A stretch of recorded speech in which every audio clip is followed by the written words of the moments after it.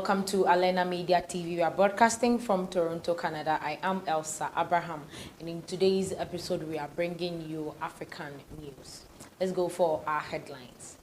African Union announces failure of latest talks on Ethiopia's Nile Dam. Ethiopia military says it killed 15 Tigray forces and captured 8. Ethiopian opposition leader has also been arrested. As violence grips Ethiopia, June parliamentary vote announced. Let's go for a quick commercial break. When we come back, we'll get our news in details.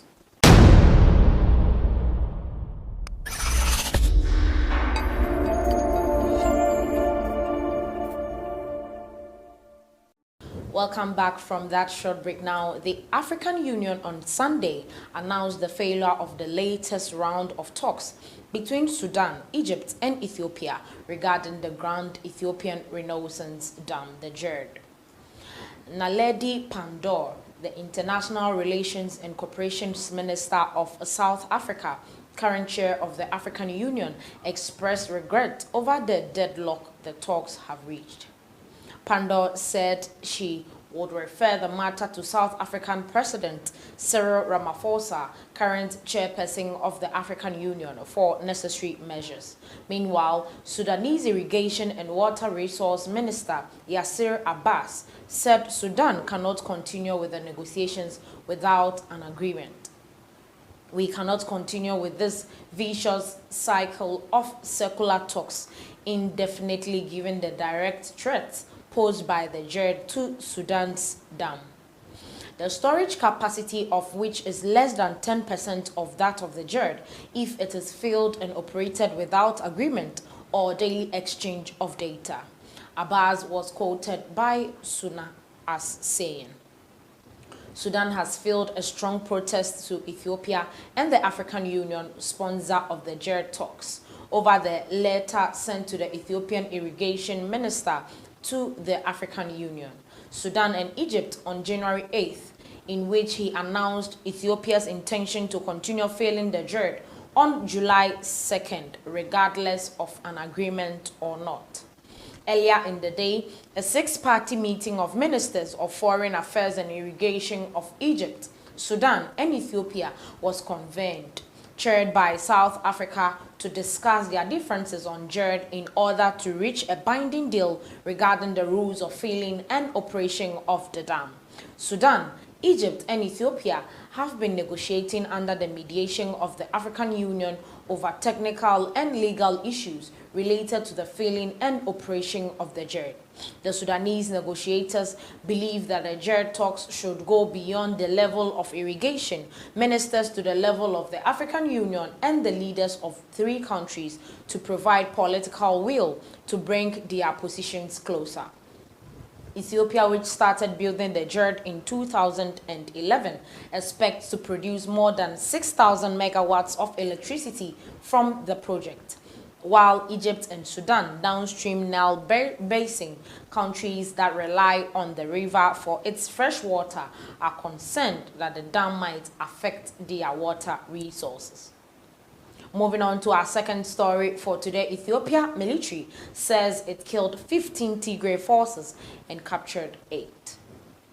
Ethiopia's military has said it killed 15 members of the Tigray region's former ruling party and captured 8 members, citing a brigadier general from Ethiopia's National Defense Force. The state-run Ethiopian Broadcasting Corporation said on Sunday those captured included the region's former president, Abe Weldu, who was also a former chairman of the region's ruling party. Those killed included the region's former deputy police commissioner. It said Prime Minister Abiy Ahmed's government declared victory in its conflict with the Tigray People's Liberation Front, a political party that previously governed the province on 8th November 28th, after it regained control of the region's capital, Mekelle. Fighting that started after the TPLF allegedly attacked federal military bases at multiple locations in the region, triggering a war that has shaken the Horn of Africa.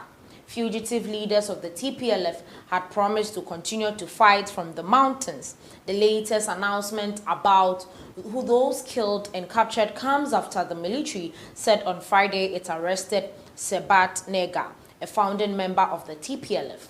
On Saturday, he was transported to the capital, Addis Ababa. The captured former TPLF president, Abe, was president of the region from 2010 to 2018. He was replaced by the group's current leader, Debretsion Gebremichael. Abe was chairman of the party from 2012 to 2017 and was also succeeded by Debretsion in that position. The region's former vice president, Abraham Tekeste, also captured, TV reported. Tekeste has also been finance minister in the federal government from 2016 to 2018. The whereabouts of Debretsion, other members of the party's central committee, and many high-ranking former military officers remains unknown. Airstrikes and battles since early November in Tigray are believed to have killed thousands of people. Fighting is continuing in some parts of almost 2.3 million people, or nearly half of the population, need aid according to the United Nations report published last week. And in our third story for today, Ethiopian opposition leader arrested. The Ethiopian government has arrested a key founding member of the Tigray People's Liberation Front, Sebat Nega. The Ministry of Defense said Nega, in his 80s, was hiding in a remote area of Tigray. Since November 2020, Ethiopia's military has been fighting the TPLF, which used to govern the region. Last Thursday, the military said several other senior TPLF members had been killed or arrested. The United Nations has described the humanitarian situation in Tigray as dire, with 1.3 million people in need of aid as a result of the conflict. It said food supplies are very limited and schools, hospitals, and administrative offices have been looted. In our last story for today, as violence grips Ethiopia, June parliamentary vote announced. Election, which was set to take place in August, was delayed because of the pandemic, as new date is set amid fresh violence. Ethiopia will hold a parliamentary election on June 5th, 2021. Its National Electoral Board has said on Friday after postponing the vote from August this year because of the COVID-19 pandemic. The chairman of the winning party becomes prime minister. The news of the vote comes as Ethiopia's Africa's second most populous nation wrestles with outbreaks of deadly violence. On Thursday, the military killed 42 armed men accused of taking part in a massacre in the western Benishangul-Gumuz region. Prime Minister Abiy Ahmed said he was sending forces to Benishangul-Gumuz, which borders Sudan, the day after unidentified attackers touched homes and killed more than 100 people in a village there.